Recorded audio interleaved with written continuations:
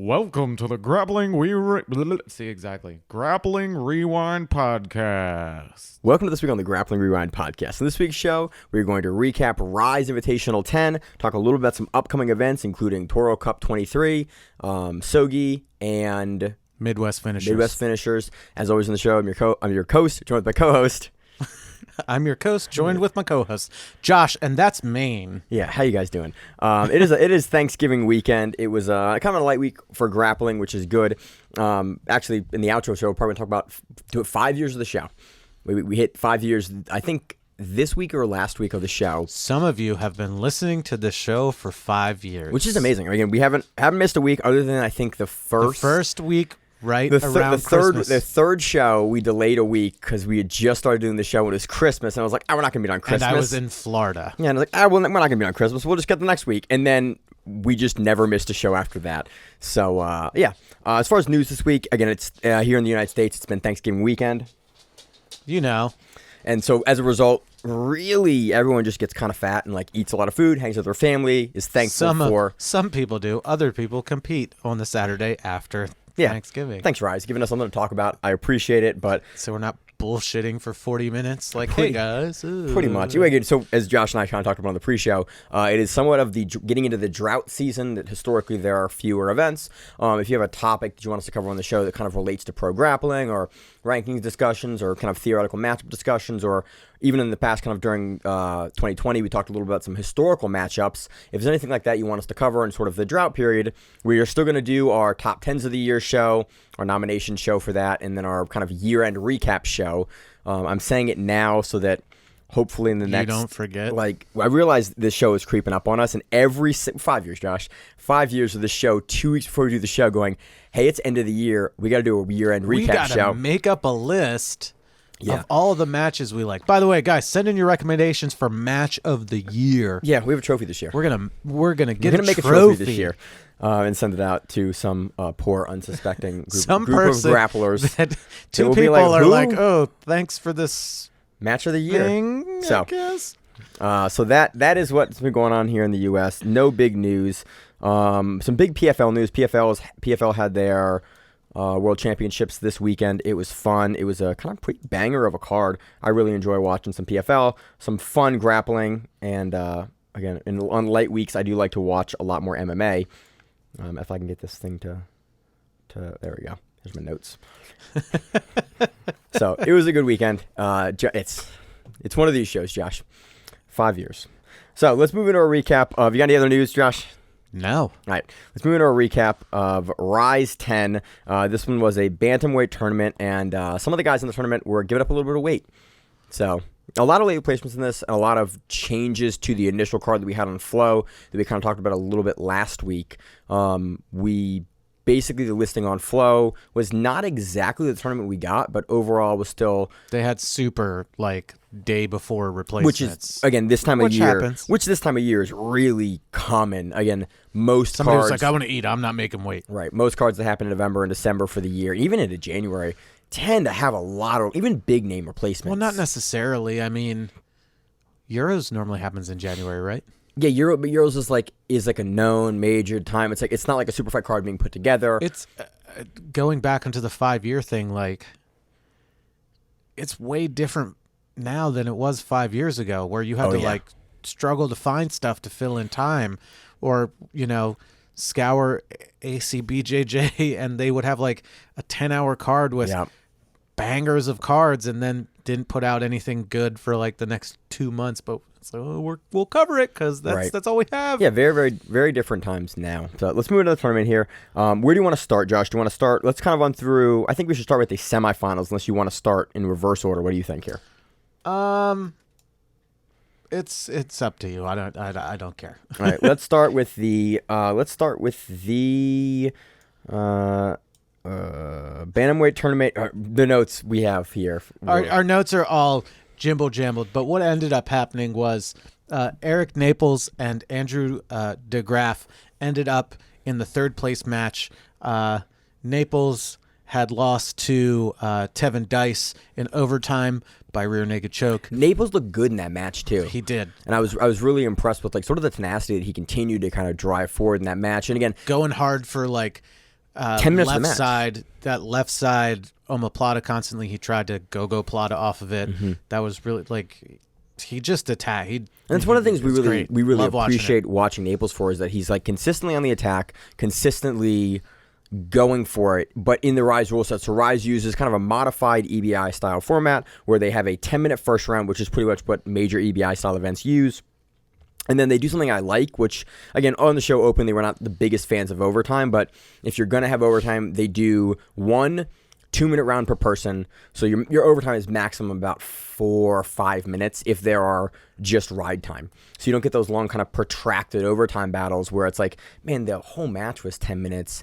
I had to then watch an entire overtime. So Rise, I think I appreciate how they kind of bookend it where, look, it goes to either goes to a draw for their super fights, which is kind of different for most tournaments. Usually there's I mean, it's incentive to finish. It's like, yeah, to hell with position, finish the match. Right. Or you're only going to have 1 overtime to work with, and that's in most not of a lot of time. Like the regular super fights, there's no overtime. Yeah, it's a 6-minute super fight match, and then done. There's a draw, and you move on. Like we've kind of criticized draws in the past because I'll still criticize anything that has to do with overtime. I think it's silly in general. Yeah. Like, 1, don't call it submission only, because it's not.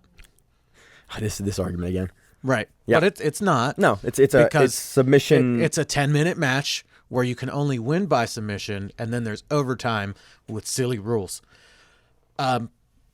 But it is what it is. At least, like, again, if you have to deal with overtime, this is how I want to deal with overtime. Yeah. It's like, you got 2 minutes. And I do like in tournament formats, it does give you like definitive, like, hey, here are the rules. This guy clearly won. There's no like, well, the decision went his way, and not like, it does eliminate that. And that's kind of what always overtime has been championed for, is like, look, there's no gray area. Whether you like it or not, there is no gray area with who moves on in a tournament setting. And it makes it very clear where it's like, well, the guy thought he did this more here, or all of that's gone in overtime, and so it makes it a very, very clean pathway for someone to get a title. Eric looks good in the beginning of his first match, like, nailed. I thought he was going to finish with a Darce. I thought it was going to be over in, like, under a minute, but then he ended up finishing with a triangle in his first match off of, like, a flying triangle attempt, which was awesome. He finished that way.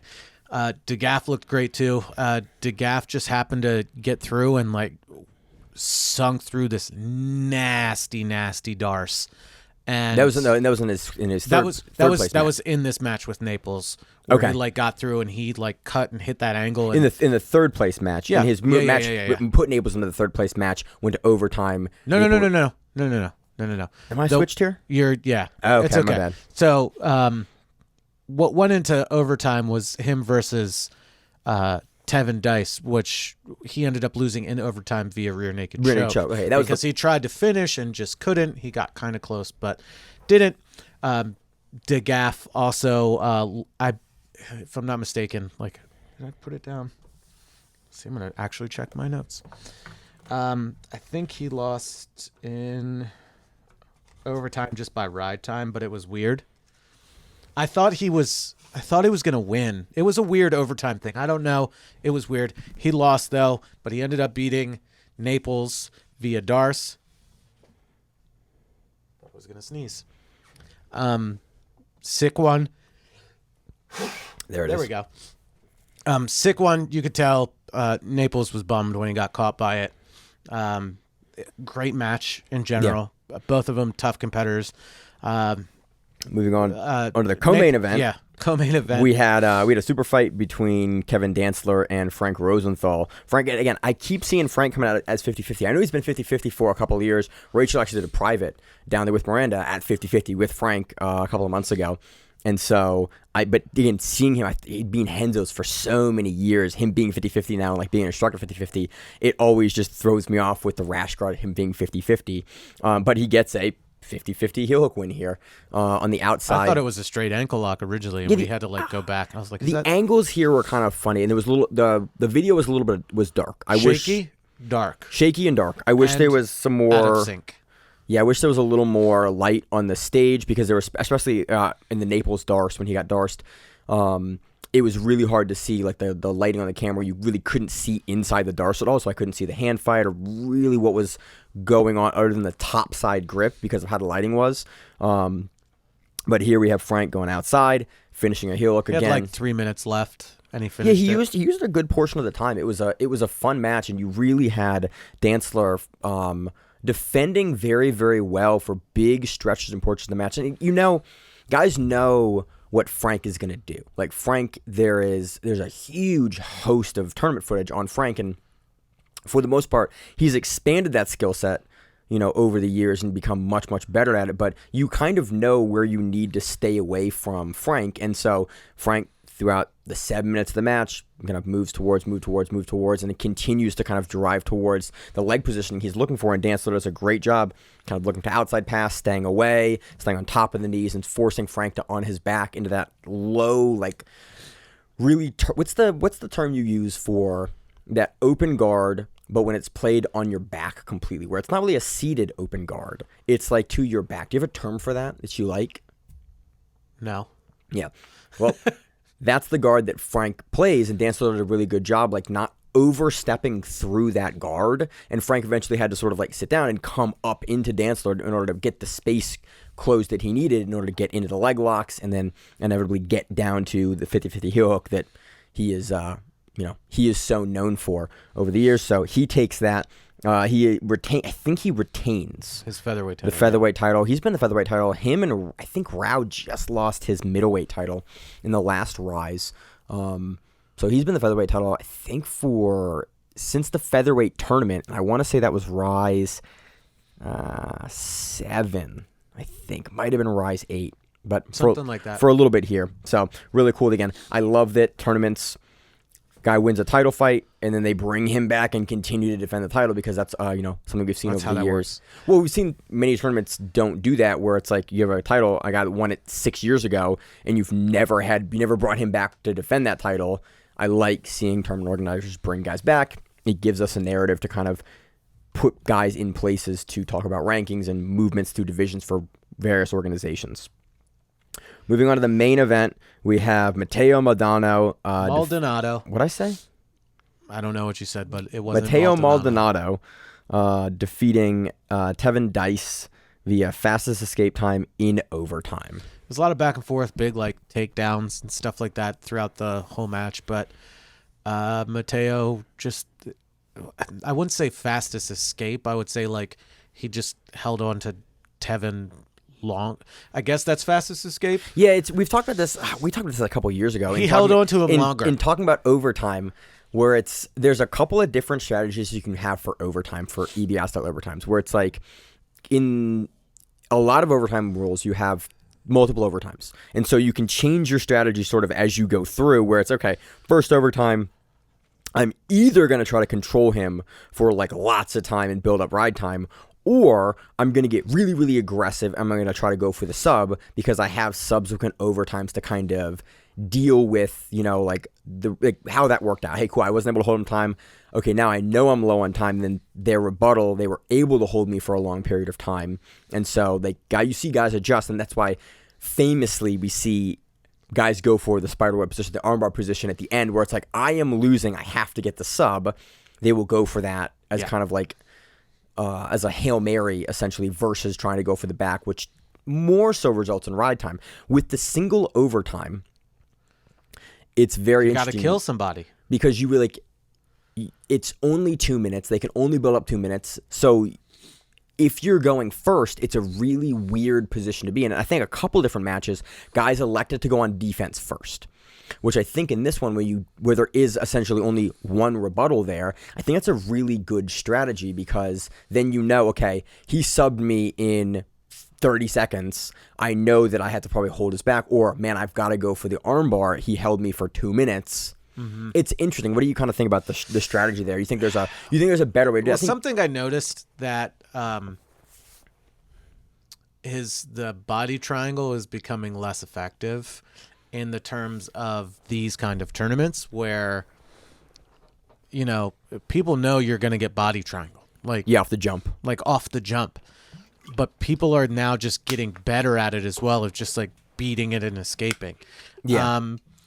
With the 2 minutes, again, it's like you try to kill the guy, right. if I were to be in the scenario where it's like you have 2 minutes, you have to submit this guy or hold on to him for 2 minutes, I'm taking the back. Yeah, and we're seeing more and I'm more gonna people take the back, and I want to.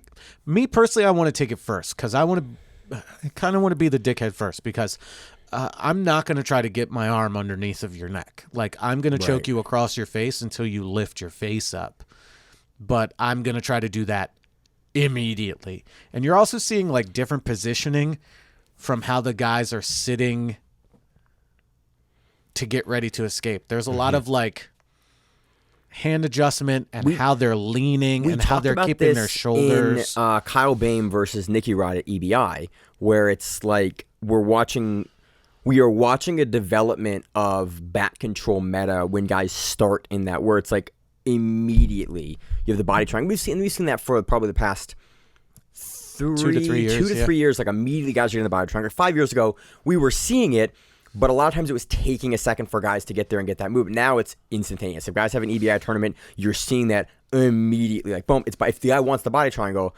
he's there instantaneously on his opponent. It's like, and then we're seeing a lot of guys, I think, win in the rear naked choke battle when they're getting the choke is when they're doing what Nicky Rod does, which is like they do the punch through where their hand, not the initial choking hand is the one that gets it. They'll dive that deep, they'll force defense, and then they'll punch across with the other hand, and that will be the finishing hand. I think we're seeing that more. I don't think we saw that here, but but it's been interesting as to cover more EBI tournaments in the last couple of weeks or last couple of months, really, to sort of watch over the years. Because EBI, when we started the show back in the first couple of EBIs were sick. I mean, even back in, like, I remember watching EBI 3, which is the first one that was broadcast, I think.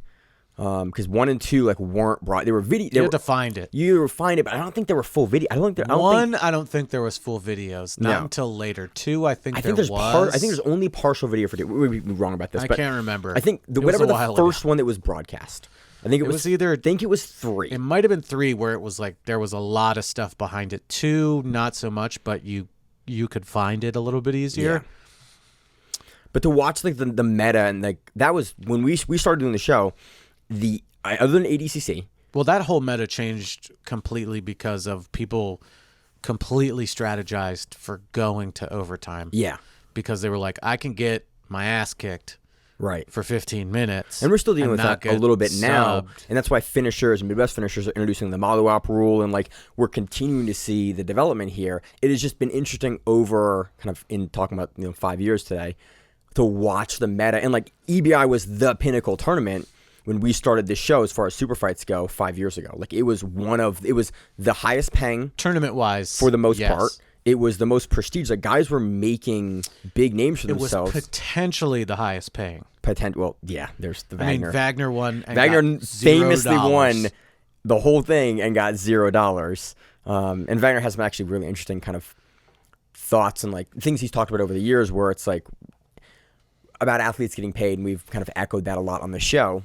I think now guys get show money. Now guys get show money. But still, even then, like, just give him the money. Like, oh, you only win if you finish, and it's like 2 high level guys. It's very hard to see. You have to finish, and you have to win all that money. You could finish all the way through, and then you lose in the finals, and you get $0. No, you do. It's by round. Oh, if you lose in the finals, you still have to beat the guy in the finals. Yeah, it's an interesting. It's not my favorite payout format for athletes. It's a pyramid scheme, brother. A little bit, but I do look into it. But I do appreciate like watching the meta change for like the body triangle meta, where it's like everyone gets that really quickly. Where we are seeing like the shift of guys fighting the rear naked choke over like very quickly, and the control, and guys are now, like you said earlier, able to much more readily unwrap the body triangle. Like before, that was almost, to get out of the body triangle, you had to spin through.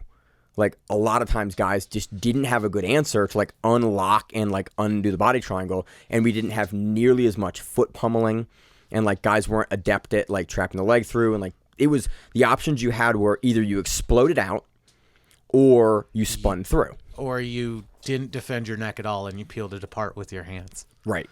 And nowadays we're seeing guys like having the leg pummeling to open the body triangle with their legs and put their hand on. I think Gordon has a whole like instructional on how to deal with that. And it if you actually like watch it, it's like systematic. Like you do this, they go here, you put your hand here, you come out, you turn. And we've seen a lot like across the community for guys that are in these EBI style tournaments, like dog just pulling the leg up. Not even the one that's like across your waist, but the one that's locking over top of it. Like, just pull that shit up. It's like, oh, wow, that's the dumbest thing ever. And it makes the most sense. You're like, oh. But it's been interesting to watch the developments of that. Oh, yeah, it's fantastic. And covering Rise, like to watch it again. And like we're seeing victories now via like fastest escape time or technically like ride. It's not ride. There's a reason it's escape time, not ride time. But the guy that didn't have the ride time accrued on him is winning. So Matteo Maldonado takes that. He is now the bantamweight champion, or the bantamweight champion for Rise. Again, looking forward to seeing him defend, most likely in a super fight on Rise. Again, I like that Rise does that. Overall, very happy that Rise ran an event this weekend. So we're not just talking for like 40 minutes. Yeah, it's not one of those shows. Yeah. It's not too much of a holiday show. You want to talk about those other two super fights? Let's talk about them, Josh. As I look through my notes, we had Manny Flores taking on Rene Souza. Rene Souza got that via heel hook. I just saw Rene. He was Craig Jones's uke at the seminar. The one that I took. My wife, like 2 weeks Miranda. ago? I think so. Not last weekend. It was the previous weekend because she was in Iceland this past weekend. Yeah. So, yeah, it was fun. It was very funny. It was very funny to watch Craig and Renee kind of like work together and like watch Renee like even kind of. I think they worked together on the show or they knew each other from the show, or been in the same rooms. But they seemed to have a very very nice rapport, and it was very funny to see. Like Renee still like ask Craig like questions like during the seminar like when they were walking around. That's the best way to do it, man. But like, you could be the best in the world, but you don't know like every single thing. Yeah, it was just cool to see him. And then, remember when Mikey like was finishing that heel hook and he was like, and he went over to Gordon and he was like, okay, what do I do? Was it armbar or heel hook? I thought it was. I thought it was an armbar, but you have a better memory for this. I think it was a leg lock or something of that sort where it was a leg lock. How did he get? But he went over there. This is a Who's Number One. This is one of the first Who's Number Ones that Mikey was on. He couldn't finish, and then match finishes. He walks over to Gordon and basically goes, "Why didn't I finish that?" That's a sign of somebody that's like really good. Yeah, like they know. Like, even if they know, like, okay, everything is shirt up, and it's like, I didn't finish this. Let me go ask the guy that's really, really good at it. Mikey, like, hey, 3-time world champion, only American to do it 3 times and in a row at different weight classes, went over to another guy and was like, hey, I want to get better at this. Tell me why I didn't finish this. Yeah. That's just like... I mean, it's smart. So if you want to continually, gain knowledge, it's like, ask another guy that's really good at, hey, what's this? What's that? Mm-hmm. And, sometimes that guy will go, hey, podcast guy. Did I tell that story on the show?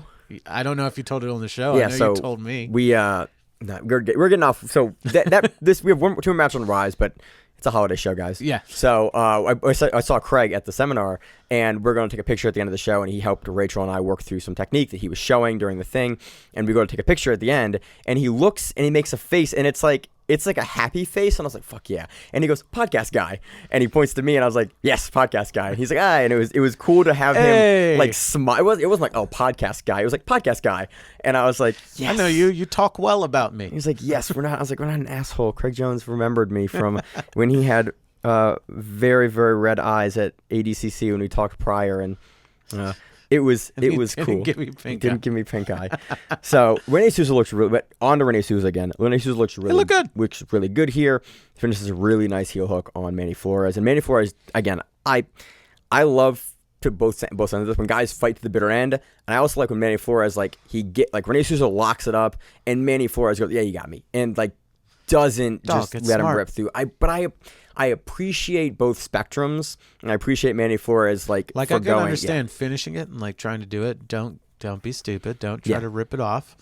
But Rene Souza had really really good position because he locks and Manny Flores goes and then just he had it bit down like as Jay Regal Buddha said. He's like, it's coming from the honey hole. Like he was locked in. He wasn't going anywhere. So it was just Dunsky. Hearing Big J in commentary is always amazing. He did finishers last week. He did this week. Like that dude, if there's an East Coast show, get Jay Regal on your show because he knows all the East Coast guys. He's great for play-by-play and by color.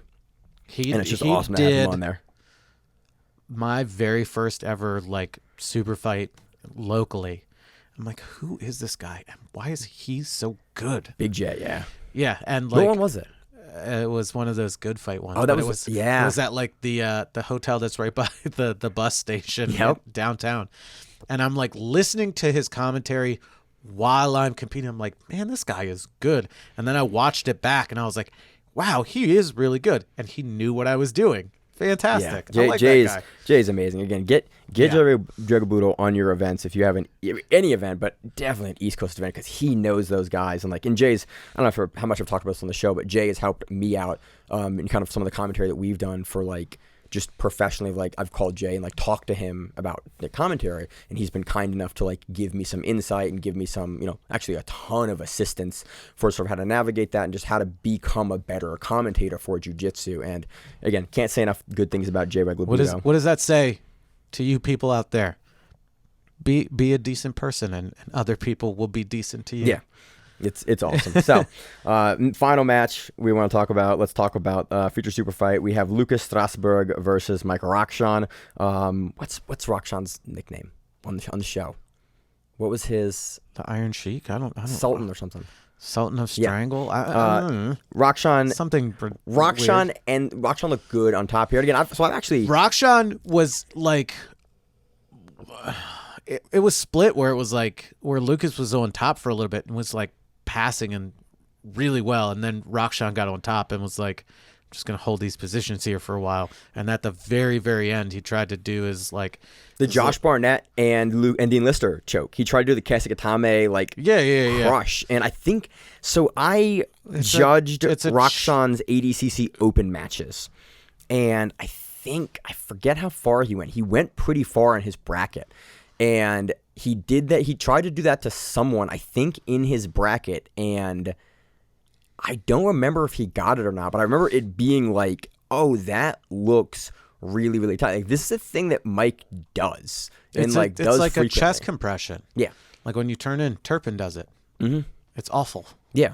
It does not feel good. You've done it to me, and it's awful. Well, yeah, you deserved it probably. Yeah, you're not wrong, Josh. I mean, Josh, everything you've done to me, I probably deserved. That's how we train, and it's great. Yeah. But this goes to draw, and again, this is why I like a 6-minute match goes to draw, and then we move on, and it just that pacing is good. AJP has that pacing too, like for World Pro, like those shorter time limit matches, let guys work, let guys run through. Yes, but does AJP have Dodge Ram commercials during the match? Yeah, literally while the match is running, it just cuts away and the whole screen. Or the Adidas commercial. The Dodge Ram one. That was during the finals here. That was in multiple matches. There was, what match was it? It cuts the feed and goes to a Dodge Ram commercial. Black Friday. By the way, this was on Saturday. And then the commercial runs for 30 seconds. And then it cuts back into the match where you were, and I was like, I'm sorry, what? Like, this is a problem. And again, I don't want to bitch too much on the show about I'm going to bitch about it because it's silly. It's really bad. You're paying for something, and you're really putting a full-blown commercial inside of a match. Middle of the match. I understand you have ad time, and you're supposed to do these things, like talk to the people, like, hey, guys, you need some breaks so we can throw in these ads that you shouldn't be running because it's a paid service. You can't even get month to month anymore unless you bypass it and sign up for something else. Yeah, it's really bad. You have to pay for a year. So you're telling me at $100 and some odd that I pay every single year. It's like it's at least 149. It might be 170 now. Something like that. I don't even remember. It just comes out of my account. It's more than Fight Pass. I know that I pay more for Fight Pass is like $80 a year. Oh, not anymore. Oh, yeah. So I pay for everything. I have so many accounts for this show. I'm aware. I do. So every year I do like a spreadsheet for the cost of the show, and every year I go, I have a good time. I spend so much money and I don't get any of it back. But I have a great time. Can you write this off on your taxes? No, I can't. I could for a while. I could for certain other stuff, but like nowadays, like I made it a lot simpler in 2020. Oh, that's funny. No longer can. But again, it's the sport. I think this is an important thing for the fun. sport in general. It's fun. I get to talk about Again, jiu-jitsu with my buddies. 5 years. 5 years of this. 5 years doing of this doing show. this. So yeah, no, it's It gives you an excuse for buying shit that you want anyway. It gives me an excuse for buying like every pay-per-view, every service, every grappling card. Like so every year I do a table of like looking just like how much does this cost? Like the website, the hosting, all the camera, like, and I go, oh, Maine, what do you make a year? This much minus $12,000. It's not 12,000. I know, but it's a couple. close. It's a couple thousand doing this show every year. Is that another camera, Maine? No. Yes. Yeah, Russia's cool with it though, so we're having good. So cool, great. Yeah, Flo. I think that is a massive disservice to the community to like during matches cutting it off. Like even if it was a 10 seconds, it's like I'm missing No, 10 seconds. What happens? What happens? It didn't what even happens? cut them. They've done it before like that, but this one didn't cut the match. Screen to screen it. No. This one just paused the feed, put a new ad in, and then brought it back up and didn't like. It didn't pause the feed. It ran over top of the feed. Yeah. You lost parts of the match. You could have seen a sick passing sequence. You wouldn't know because I watched a commercial about Dodge Ram. The bad thing is it's in the video too. So the video for this is about a little under 4 hours, and like there's no clean match footage where it's like I just want to watch the match. Dodge Ram. Not the whole event. I just want to watch individual matches. Hey Dodge, can we get some kickbacks for saying your company so much? Come on. There's no way I can watch individual matches without those ads interspersed in it. Dude, and again, for a premium service like Flow, where I'm paying upwards of $200 a year, close to, like, Netflix is much cheaper, but and there are no ads inserted in the content when I'm watching it. Like I'm watching, unless you have the really cheap version. But I don't. And it pauses the show to run ad, and that's part of the service. Flow, I am paying for a service that is to watch live events in TV, and you're cutting off the live events in TV. I demand several Tezos coins for this. But it's just really like it just diminishes the product. Yeah, and the product and makes it look like shoddy. Shit. Yeah, it makes it shoddy. And like this is the general community. One of the issues that the community at large has with Flow as a company. Like it's like, why am I paying for a premium service and I'm getting sub premium? Bro, you want to charge me $200 a year for it? Great. I'll pay it. Just don't give me ads. Don't give me commercials. Like you can put stuff all over your website. You have an ad service for it. Like, hey man, the $99 a year is the ad interspit. Like it's this viewing service, and if you want it, here it is. But if I'm paying like upwards of $170 a year, I think is what I pay. I could be wrong about that. It's at least $150 a Something year like for that, it. Like, don't put ads in front of the content that I'm paying to watch live, because it's not like they show 15 events a week. This was the event.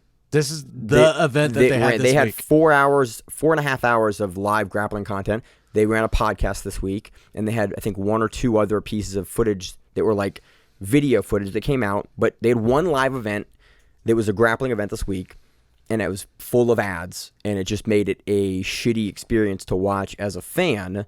For like, you have a whole week, one event, and you put a bunch of ads into it, and I'm paying. That's what I paid for this week, was to watch that event, and you give me that service. So enough bitching on the holiday episodes, but it's just really unfortunate. I bring it out. Yeah, we do. But again, we've cut back on it over the years because we've beat this dead horse many a time. Move on to the previews. We have a couple of events coming up next week. We have Sogi, which is the pro welterweights. We don't have a listing of the brackets right now, but we do have a couple of matches. One of the matches that we do have is we have a heavyweight title fight. We have Pat Shangoli versus Alex Nemeth. Is it Shangoli or Shagoli? Because it's not an N, right? I think it's Shagoli.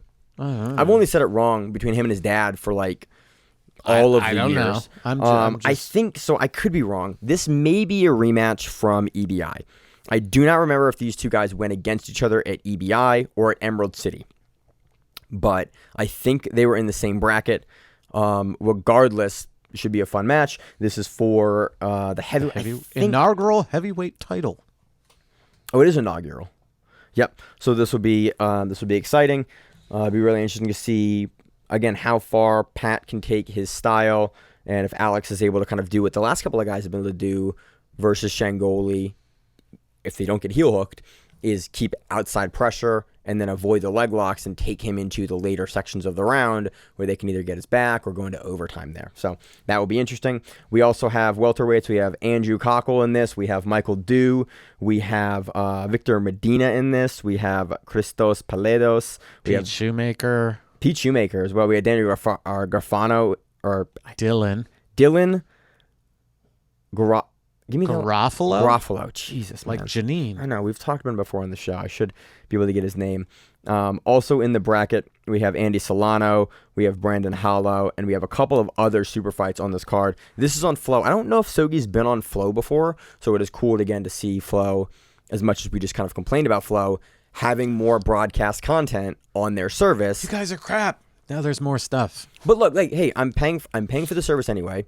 I'd much rather it. It's a legitimate complaint. We're not boo-hooing about something that's silly. Like, it's legitimately like, hey, look, there's a commercial in the middle of a match. I would prefer Flow to have like all the grappling content because it gives me a uniform, easy place to go and find stuff. I just wish that some of the way that things were structured and organized, I wish that there was a little more put into some of the content there, like give me results, give me pieced out footage.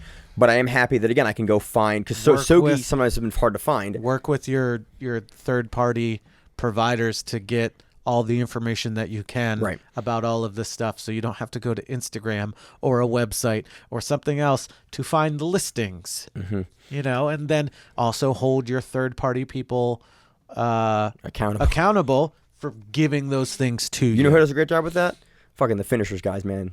Zach does a great job. Yeah, the head stuff is always pieced out by footage, and the results are always up. Seth does a good job too for that after the fact, piecing the stuff out and giving us results. So also this next week we have Midwest finishers, sub only Midwest finishers, again carrying the finishers torch to some folks in the Midwest. We have Tara Lewis in a women's. Wait, I'm messing this up.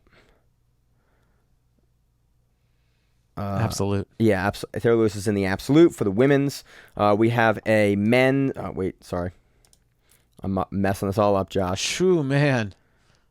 I thought you were a professional. I was. This is men's. It's a men's 205-pound bracket. We have Jack Bullock in this. We have Ben Dyson, who I'm really, really excited to see how Dyson does. For me, Dyson is the favorite. Again, we don't have bracketing yet, and Josh, I know you love to preview stuff without brackets. But Ben Dyson here is a front runner here. We have Brian Peterson in this. We have Matt Catwell and Joe Merwin in this as well. We also have a women's absolute. Okay, so those are all the women that are going in the absolute. We have a women's absolute as well. Should be a lot of fun. I thought we had super fights in absolute. So technically, they're all super fights, aren't they? Well, it's all bracketed. No, it's not super fight. So we have that. We also have Toro Cup 23 happening next week as well. Should be a lot of fun. Matches on that. They always provide with all of the matches. Yeah, coming out of North Carolina supports a great cause for Toro Cup. So that is it for this week. That is it. So Josh, what do you think? Moving to the outro of the show. What do you think? 5 years. Like, what do you think the biggest changes overall? As far as like professional, like what have we seen change the most in 5 years in the professional grappling kind of space? Mostly production. That's the big thing. Oh yeah. It's like we're not watching stuff that was filmed on an iPhone, not what's the other thing from landscape? What's up and down? Portrait mode. Portrait mode, yeah. Yeah. Horizontal mode. Vertical mode. Yeah, whatever it's called. When you're holding a phone like it's normally being held, I'm not watching a vertical video of an entire tournament, and we're old. Josh and I are talking about it. And like that's what we had. Like, hey, where you're watching, like, who is that guy? There's no audio on events. Like, we watched some stuff in 2017 and 2018 that we covered on the show. We've watched a lot. Yeah, I think the production's the best thing. I think also generally the level of grappling. I think outreach. Yeah, I think what I love the promotions, like being able to connect with the fans, and the promoters being able to talk to fans or talk shit to fans or whatever. Like, you can say, hey, XYZ promotion sucks a bag of rocks. And that promoter will go, okay, well, come on the card and show how bad it is and just show how amazing you are. Or, you know, I just appreciate, hey, go to this one. And they're like, hey, thank you. We have so many, like Josh and I remember a time where it's like I had a list in 2018 of every single organization that was currently running super fights, had run super fights, or had run a broadcast tournament in the last 10 years. Like I had a list. Wasn't a lot. And it wasn't, I was thinking 40. There was like 40 something. Maybe. Of like organizations that had run. That was like old school Grapplers Quest stuff. That was old school like Grappling Industries because they ran stuff. We had like Grappling X, like all of those cards were on this list, and I went through and I would check regularly because Flow didn't have a schedule, and Fibest didn't have a schedule, and then Flow barely had anything back then.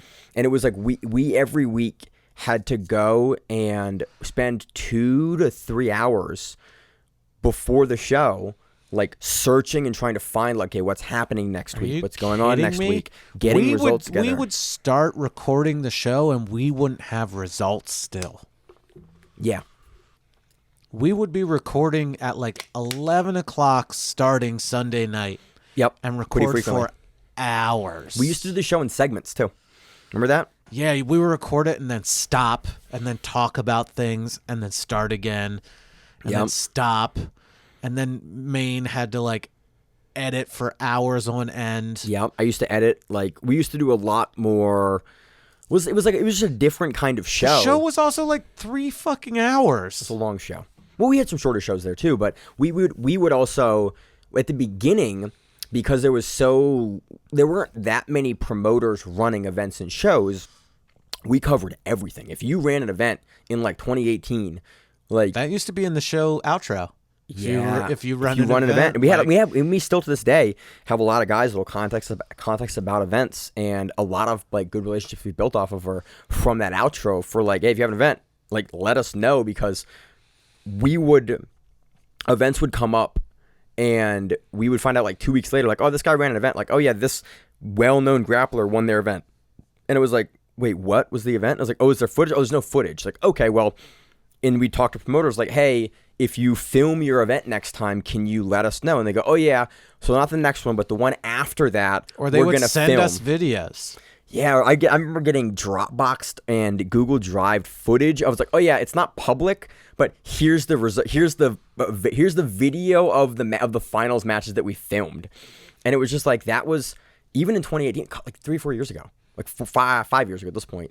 Like, that was some of the footage that we got, and we'd talk about. Like, hey, you know, this footage should be up in the next couple of days, but we got it first so we could talk about it and kind of break some stuff down. And we don't have to do, like, that is not a thing. Like, to this day, I couldn't do that anymore. I could not. We don't have to, like, hold on to stuff because we're told, hey, don't release all of it yet. Some of it we have to, but some of it it's like there's a lot more. Like, usually when I'm getting stuff now, it's like right before it's released to the general public. It's and so like, because they know you have something 30 to 40 minutes before, like, or like a day before, does. like somebody will give us something like, hey, our show comes out on Tuesday. Like, okay, cool, this comes out Tuesday, you know, or Monday night. Yeah, you're good to go.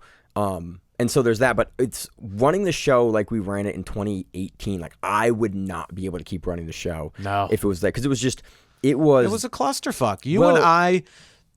Dude, this show used to each other so much back and forth a week to do. 40 or 50 hours a week to get everything together, because there were no lists. That's why we built a website in the first place. We started to just build stuff around. Yeah, because there's stuff not available to us. And my wife would be like, "Are you talking to Maine again?" And be like, "Yeah." Yeah, because we just like the first. Why don't you just like move into his house or something? I'll be like, it might be easier to do that. Yeah, we spent so much time that first year, like, just figuring out how to cover the sport. Recorded shit in the walk-in of one of my jobs. I remember that. Yeah. And I was like, here, this news just happened here. Yeah, we used to do a lot more breaking news because, like, Jiu-Jitsu Times would have it a day or two later, and like, and again, we're weekly, so you only get certain things from us at a time, and it's like, oh, and then like Flow started doing their shows on Monday. Yeah. And I was like, they're doing this on purpose, right? Yeah. Because we're trying to just inflate our own egos, being like, they know about us, and we're like the strong competition. And really, we're fucking nobody. Yeah. But We're guys with mics. It makes us feel better.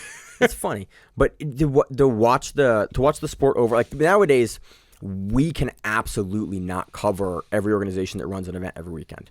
And there are like whole promotions that we're just unable to cover for various reasons, like either sometimes there's not enough level footage, of talent, footage, yeah. results. So our kind of criteria for nowadays, and over the years we've had to learn and pare down. Like, hey, it is way too hard to cover shows with our turnaround time with everyone's lives, and like to run this show weekly, we need certain things. Like I can't be, for the most part, if you cover a show, it needs to have full card available footage.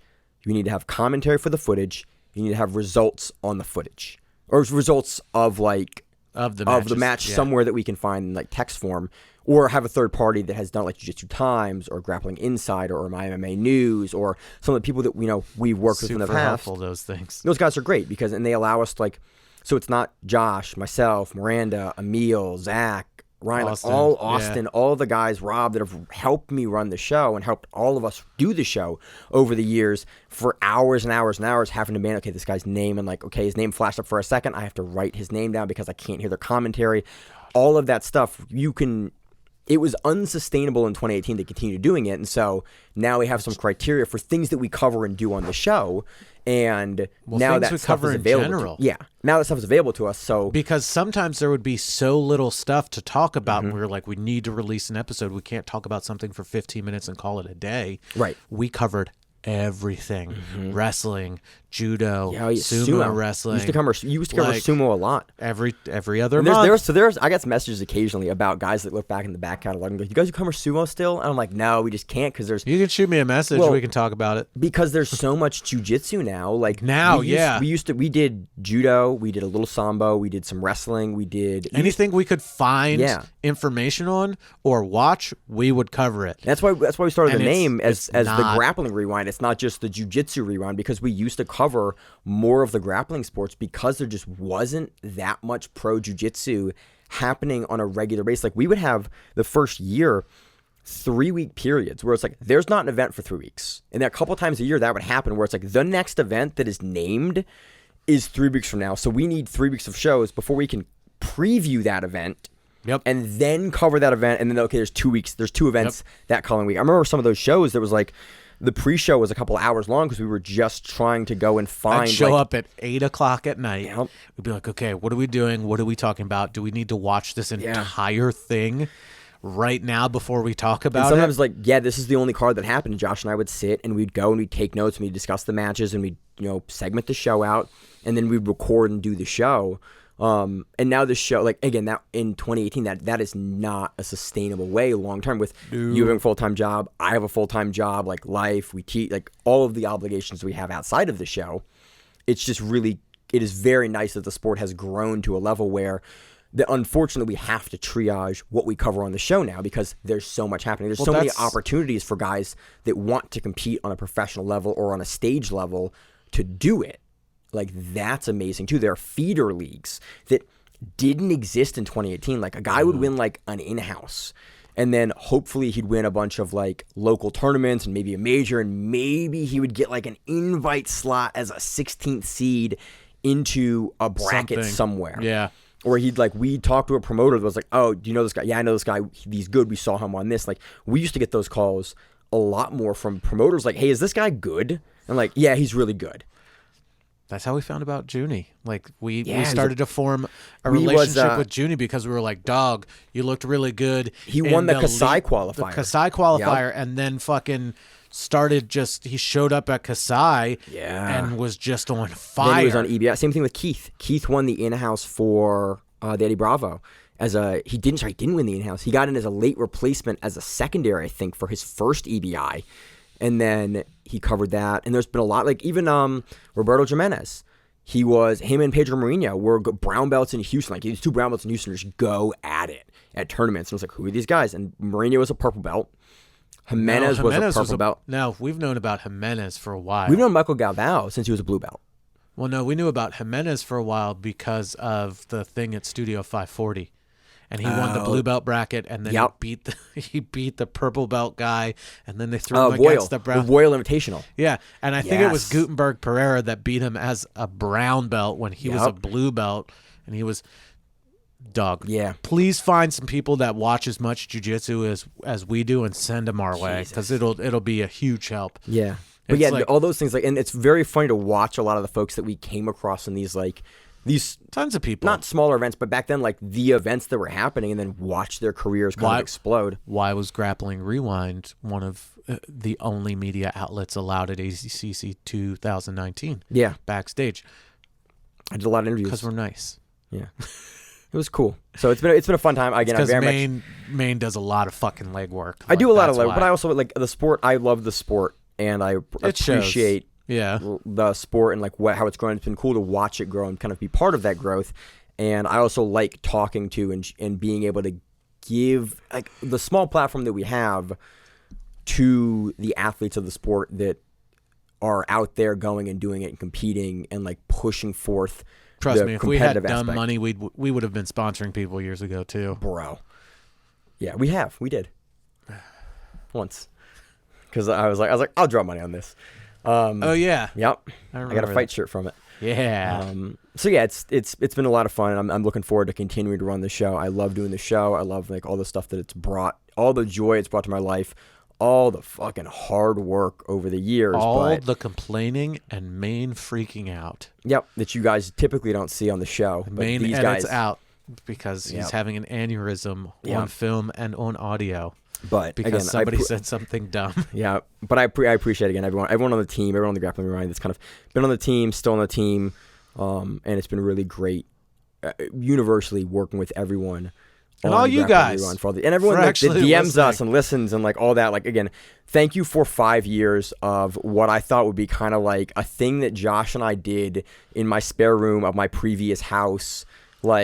Occasionally a couple times and we see where it went. And then eventually we're just yeah, and then it fades away. And then it just never did. Then it never stopped. And then we just kept going, and it's been a phenomenal year, Josh. Josh, here's the 5 more years or until one of us has an aneurysm. So until you have an aneurysm. Pretty much, yeah. You got any closing words, Josh? I don't know. Have fun. Train hard. Don't hurt each other. Yeah, there's that. So, as always in the show, I'm your host, Maine, and the co-host, Josh. We are the Grappling Rewind. Thank you very much for 5 years. See you on the mat when it is. Stay safe. If you like the show, please consider sharing it on Facebook with the folks at your gym. It's the best way that we grow the show, and we really appreciate it. You can reach out to us on email. We also have Instagram. We have Facebook. We have Twitter. We have Google+. Until that shuts down. We have a website. If you have an event you would like to have us cover, please let us know. If you have a name, like most people do, and you'd like to have us stop butchering it, let us know. Reach out to us. The show is also available on YouTube, Spotify, in addition to iTunes and every other podcast service. We very much appreciate your time, and thank you.